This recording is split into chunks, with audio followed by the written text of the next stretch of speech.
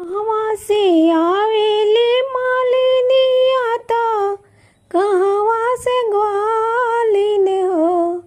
ए सखिया कहवा से आवेली रानी आता, जुतिया माई के पूजे हो। ये सखिया कहवा से आवेली रानी आता, जुतिया माई के पूजेली हो। कहवा से आवेली मालिनी आता, कहाँ से गवालिन हो। ए सखिया कहवा से आवेली रानी आता, जुतिया माई के पूजेली हो। बगिया से आवेली मालिनी आता, गौशाला से ग्वालिन हो। बगिया से आवेली मालिनी आता, गौशाला से ग्वालिन हो। ए सखिया महला से आवेली रानी आता, जुतिया माई के पूजेली हो। ए सखिया महला से आवेली रानी आता, जुतिया माई के पूजेली हो। काई लेके आवेली मालिनी आता, काई लेके ग्वालिन हो।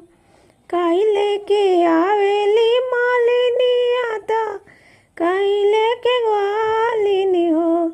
ए सखिया काई लेके आवेली रानी आता, जुतिया माई के पूजेली हो। ए सखिया काई लेके आवेली आता, जुतिया माई के पूजेली हो। फूल लेके आवेली मालिनी आता, दही लेके ग्वालिन हो। फूल लेके आवेली मालिनी आता, दही लेके ग्वालिन हो। ए सखिया ललना लेके आवेली रानी, तो जुतिया माई के पूजेली हो।